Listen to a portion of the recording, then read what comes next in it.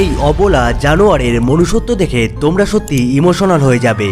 আর বিষ যদি এক্সপায়ার হয়ে যায় তাহলে কি সেটা আরো বেশি বিষাক্ত হয় নাকি কম, বলবো এই ভিডিওতে। আর 24 ঘন্টা তুমি যদি না খেয়ে থাকো তাহলে তোমার বডিতে এমন একটা চেঞ্জেস আসবে যেটা দেখে তুমি সত্যি অবাক হয়ে যাবে।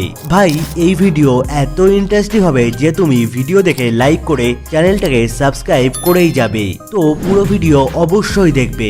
নাম্বার 12, এই ছেলেটার ট্যালেন্ট দেখার পর ভাই তুমি সত্যি শকড হয়ে যাবে, কারণ এ একটা কার্গো প্লেনের মধ্যে থেকে গল্ফ শট দেয়, যেটা দেখার জন্য একজন প্যারাশুট নিয়ে নিচেই ঝাঁপ দেয় আর বলকে ফলো করতে করতে নিচেই আসতে থাকে। আর যখনই বলটা নিচেই পড়ে সেটা গড়াতে গড়াতে হলে এসেই পড়ে। এটা সত্যি একটা অবিশ্বাস্যকর জিনিস।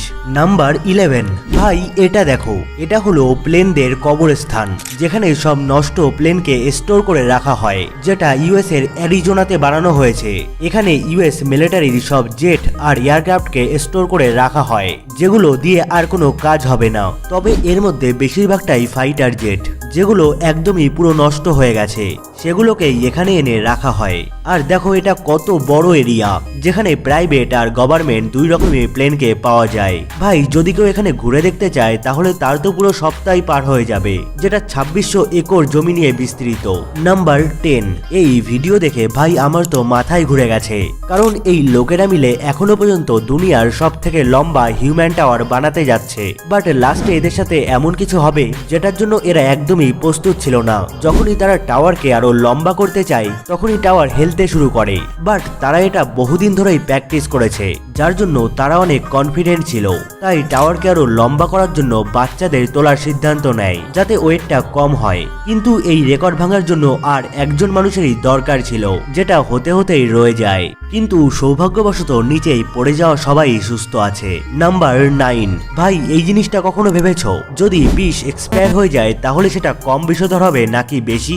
এই জিনিসটা নিয়ে রিসার্চ করার পর জানা গেছে এটা নির্ভর করে বিষের কোয়ালিটির উপর, যে এটা কি ধরনের বিষ। প্রথমে এক রকমের বিষ হয় যেটা খারাপই হয় না, মানে সেটা সারা জীবনই বিষাক্তই থাকবে।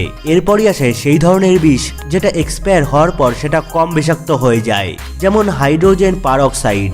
আর কিছু বিষকে তো অনেক রকমই কেমিক্যালকে মিলিয়ে বানানো হয়, তো হতে পারে এর মধ্যে থেকে কিছু কেমিক্যাল এক্সপায়ার হওয়াতে সেটা কাজ করাই বন্ধ হয়ে যেতে পারে, বাট বাকি কেমিক্যাল কাজ করলেও সেটা বিষাক্তই থাকবে। হ্যাঁ, তবে এটা অবশ্যই হতে পারে যে কাজের জন্য এটা বানানো হয়েছে সেটা সাকসেসফুল হবে না, বাট এটা কিন্তু তোমার পটল তোলার জন্য যথেষ্ট। এরকমই বেশিরভাগ বিষই সময়ের সাথে সাথে আরো বেশি বিষধর হয়ে যায়।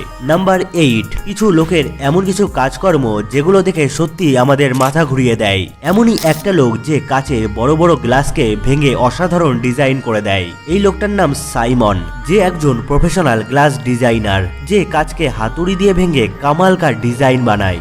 লোক তো দূর দূর থেকে এই লোকটাকে কাচ ভাঙতে দেখতে আসে। আর এটা জেনেও তোমরা অবাক হবে যে সাইমন তোমার ফেসকে এই কাচ ভেঙে বানিয়ে দিতে পারে।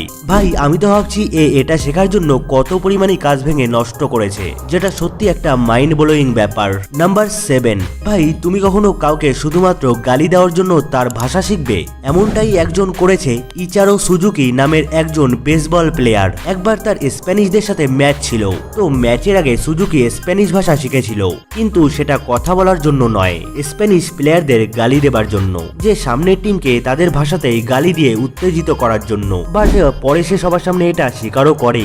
নাম্বার 6, ভাই ওয়ার্ল্ড রেকর্ড কত রকমের হয় সেটা তো জানা নেই, বাট এই দাদু তো সবার থেকে আলাদা। অনেক সময় তো আমরা শুনে থাকি কেউ তার নর্মাল বয়সের আগেই তার ক্লাস পাস আউট হয়ে গেছে, কিন্তু এই দাদু তো লেজেন্ড। তার বয়স 95। ইনি তারপর গিয়ে গ্রাজুয়েশন কমপ্লিট করেছে সব থেকে বেশি বয়সে।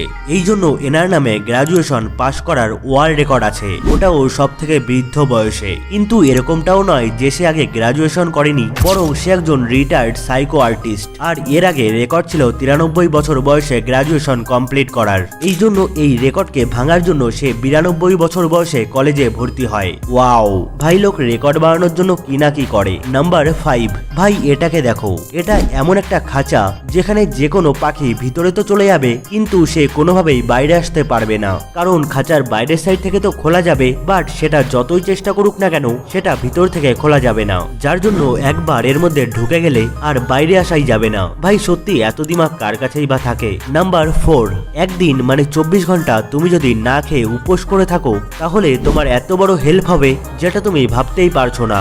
একদিন না খেয়ে থাকলে তুমি অনেক রোগের হাত থেকে বাঁচতে পারো, ওটাও কোনো ছোটখাটো রোগ নয়, ক্যান্সারের মতো রোগও নিরাময় করতে পারে। এটা ডক্টররাও মানে মাঝে মধ্যে উপোস করা হেলথের পক্ষে অনেক ভালো। এটা তোমার বডিকে আরো এনার্জি দেয় নতুন খাবার খাওয়ার জন্য। যখন তুমি উপোস ছেড়ে নতুন খাবার খাও তখন তোমার বডি রিফ্রেশ হয়ে যায়। এই জন্য দেখবে পুরোনো সময়ের মানুষ মাঝে মধ্যে উপোস থাকে। হতে পারে সেটা কোনো বিশেষ দিনে, কিন্তু এর জন্য সায়েন্টিফিক কারণও আছে। নাম্বার 3, ভাত। ইন্ডিয়া আর বাংলাদেশের একটা কমন খাবার, আমরা সব খাবার ভাতের সাথেই খাই, কিন্তু এটা জেনে তোমরা অবাক হবে ভাতকে দিনের বেলাতেই খাওয়া উচিত, রাতে এটাকে একদমই খাওয়া উচিত নয়। আর এটা শুধুমাত্র ভাতের সাথেই নয়, যে কোনো হাই কার্বস থাকা খাবারের সাথেই করা উচিত। আর ভাতে প্রচুর পরিমাণ কার্বোহাইড্রেট থাকে, এই জন্য একে রাতে খাওয়া একদমই উচিত নয়।